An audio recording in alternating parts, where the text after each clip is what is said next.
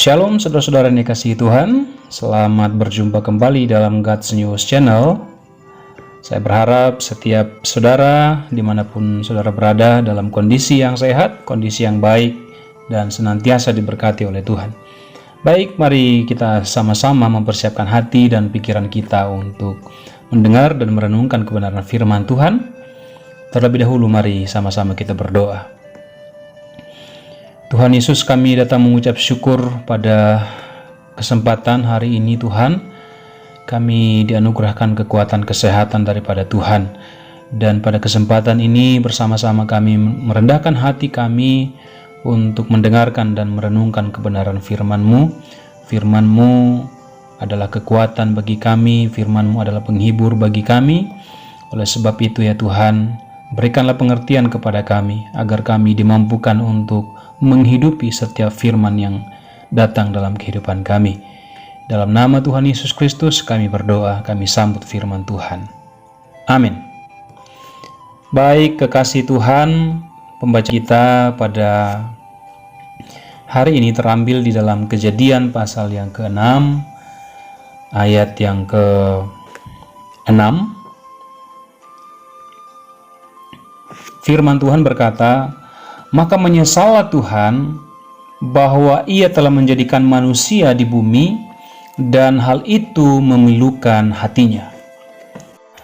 Nah, saudara yang dikasihi Tuhan, pada pembacaan ini ada satu kalimat yang dikatakan di sana bahwa maka menyesallah Tuhan.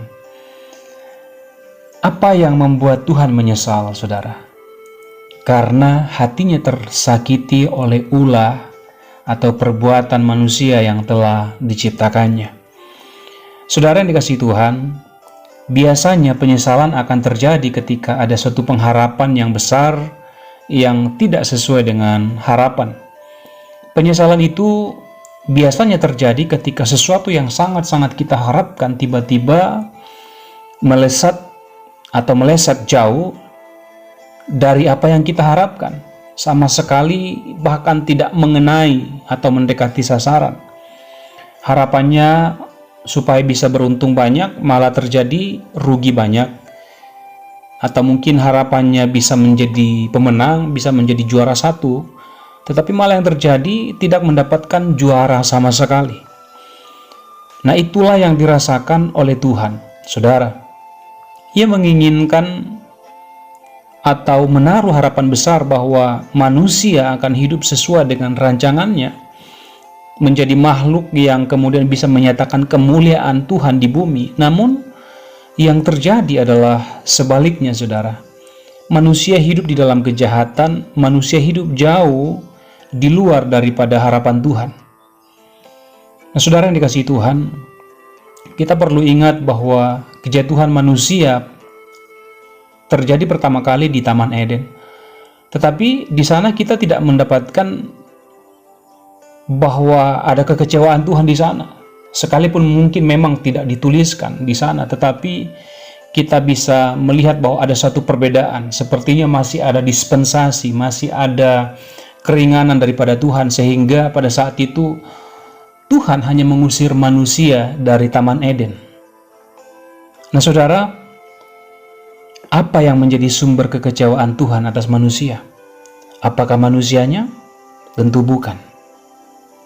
Tuhan menyesal karena dosa-dosa, karena apa yang dilakukan oleh manusia itu, sehingga menyeret manusia ke dalam murka Tuhan. Kenapa hati Tuhan pilu, saudara? Karena sejatinya Tuhan ingin manusia hidup bahagia, hidup bisa bersekutu dengannya, hidup bisa bergaul karib dengannya. Tetapi yang terjadi pada saat itu, di dalam pembacaan kita tadi, bahwa manusia justru menjauh, bahkan berusaha untuk melawan Allah sendiri. Nah, saudara yang dikasihi Tuhan, mari jangan jadikan diri kita sebagai sumber kekecewaan.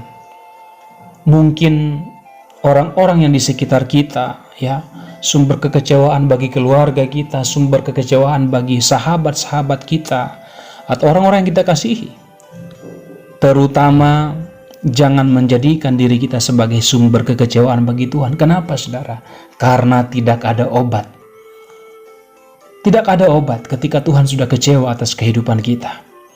Saudara yang kasih Tuhan, Tuhan punya rencana, Tuhan punya harapan, Tuhan punya keinginan yang luar biasa, yang indah tentunya dari hidup saudara dan saya. Tuhan mengharapkan agar saudara dan saya hidup di dalam rancangannya, dan Tuhan menginginkan supaya rancangannya itu bisa terlaksana dalam kehidupan kita. Oleh sebab itu, saudara yang dikasihi Tuhan, mari kita bersama-sama berjalan di dalam visi dan misi Tuhan. Biarkan janji dan harapan Tuhan digenapi dan terjadi ya melalui bahkan juga di dalam kehidupan kita. Jadi saudara yang dikasihi Tuhan, pastikan bahwa kehidupan kita hari-hari ini tidak sedang ada di luar daripada visi Tuhan. Pastikan kehidupan kita hari-hari ini sedang berjalan di tracknya Tuhan, supaya kemudian kita bisa melihat bagaimana rencana, rancangan, dan harapan-harapan Tuhan atas kehidupan kita boleh kita alami, boleh terjadi dalam kehidupan kita. Tuhan Yesus memberkati kita semua. Mari sama-sama kita berdoa di hadapan Tuhan.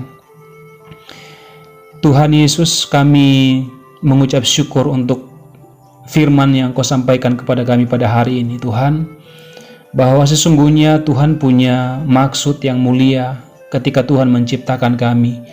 Biarlah setiap firman yang datang dalam kehidupan kami memberikan suatu pembelajaran, memberikan suatu peringatan bagi kami agar kami dapat berbenah diri, Tuhan Yesus, untuk semakin menjadi lebih baik, untuk kami semakin mengerti apa yang menjadi maksud dan mau Tuhan di dalam kehidupan kami.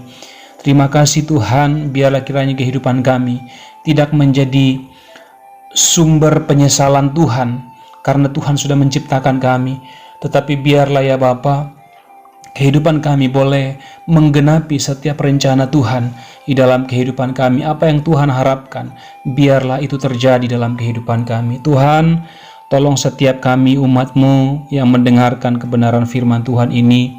Kami tidak punya kemampuan untuk bisa 100% hidup dalam kebenaran-Mu. Oleh sebab itu kami perlu tuntunan Roh Kudus-Mu untuk mengingatkan kami setiap saat, agar kami tidak berjalan di dalam kekuatan kami, di dalam hikmat kami, tetapi biarlah Roh Kudus sendiri yang menuntun kami, mengingatkan dan menolong kami, agar kami terus berpegang kepada setiap kebenaran firman-Mu. Terpuji nama-Mu ya Tuhan Yesus, di dalam nama-Mu kami berdoa dan bersyukur kepada Bapa di sorga. Haleluya. Amin. Baik Tuhan, saudara yang dikasihi Tuhan, demikianlah pembacaan firman Tuhan kita pada hari ini. Kiranya setiap kita semakin hari semakin semangat, semakin antusias untuk hidup di dalam kebenaran firman Tuhan, agar setiap janji-janji yang Tuhan janjikan dalam kehidupan kita boleh digenapi, karena janji Tuhan akan terjadi bagi orang-orang yang terus berpegang dan bersandar kepada Tuhan. Sampai jumpa pada renungan firman Tuhan di hari selanjutnya. Tetap semangat dan Tuhan Yesus memberkati kita semua. Shalom.